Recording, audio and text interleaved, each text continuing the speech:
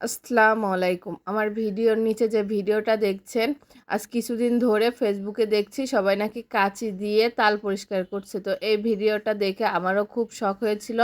মনে হয়েছিল হয়তোবা কাঁচি দিয়ে এত সহজেই খুব সহজেই তালটা পরিষ্কার করে ফেলতে পারবো। আর এর ভিতরে জামাই আবার তাল কিনে নিয়েও চলে এসেছে। তো ভাবলাম ভিডিওর মতো করে পরিষ্কার করি। তো দেখুন ভিডিওতে যেইভাবে দেখাচ্ছে আমি কিন্তু সেইভাবেই করার চেষ্টা করছি। তবে সবচেয়ে দুঃখের বিষয় এটা আবারও প্রমাণিত হলো যে ভিডিওতে যত সহজে সব কিছু দেখায় বা আমরা দেখতে পারি আসলে বাস্তবতাটা ততটা সহজ নয়।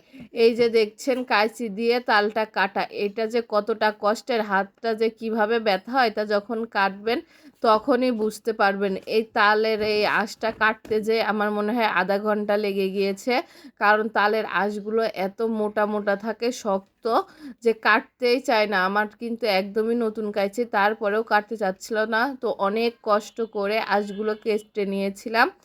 আর সবচেয়ে ভুল এই যে আঁশটা কেটে তারপরে চটকানো।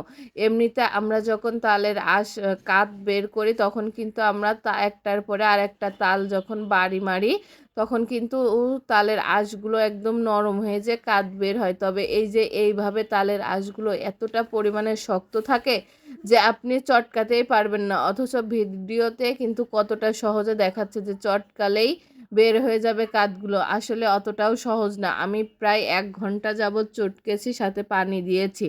এত পরিমাণে শক্ত থাকে তালের আঁশ, কিন্তু প্রচণ্ড মোটা মোটা হয় আর শক্ত হয়। এতটা পরিমাণে চটকাতে হয় যে হাতটায় আপনার এক পর্যায়ে যে ব্যথা হয়ে যাবে আর মনে হবে যে এর চেয়ে আগের পদ্ধতিতে তাল বের করলেই হয়তো বা ভালো হতো। কিন্তু ভিডিওতে কতটা সহজেই তালের কাতগুলো বের করে ফেললো আর কতটাও হয়ে গেল দেখুন। দেখে মনে হচ্ছে একদম ইজি, 2-3 মিনিটের মধ্যে হয়ে যাবে। আসলে এইটুকু তালে একটা তালের কাত বের করতে আমার প্রায় 1-1.5 ঘন্টা লেগেছে, তার বেশি ছাড়া কম না। এত পরিমাণে শক্ত, আর এই যে দেখুন জড়ায় জড়ায় থাকছিল আঁশগুলো, মানে চটকালেও ওর ভিতরে যে কাতগুলো আছে সেইগুলো বাইরে বের হচ্ছিল না। এতটা পরিমাণে ঝামেলা লাগছিল, আমার মনে হচ্ছিল এর চেয়ে আগের পদ্ধতিতেই ভালো ছিল। তো এরপরে আমার বাসায় সুতি কাপড় ছিল না, তার জন্য আমি এই যে চাল ধোয়া এইটা ভালো করে পরিষ্কার করে নিয়ে এইভাবে ডলে ডলে কাতগুলো বের করে নিচ্ছি।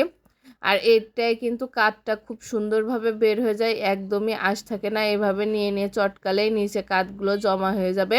আর একটা কথা, এইভাবে এই পদ্ধতিতে তালের কাত পরিষ্কার করলে কিন্তু তালের কাতটাও পরিমাণে অনেকটা কম হয়, যেহেতু আঁশটা অনেক শক্ত থাকে। আঁশটা যত চটকানো হয় ততটাই কিন্তু কাত বের হয়।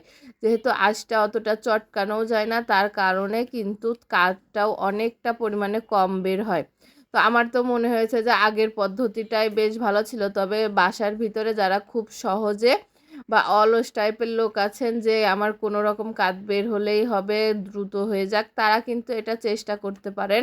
তবে হ্যাঁ, তালটা অনেক পরিপক্ক হতে হবে। আর এই আঁশগুলো যদি একটু চিকুন চিকুন মানে ছোট তাল হয় তাহলে কিন্তু আঁশগুলো চিকুন চিকুন হয়, তো সেই তালগুলো নিতে পারেন। তবে এইরকম বড় তালের মোটা মোটা আঁশেরটা কিন্তু খুব কষ্ট হবে, কারণ আঁশটা যখন চটকাবেন তখন আপনাদের হাতটা ব্যথা করবে বা ব্যথা হয়ে আসবে, আর বেশি চটকাতেই পারবেন না, প্রচণ্ড কষ্ট হবে।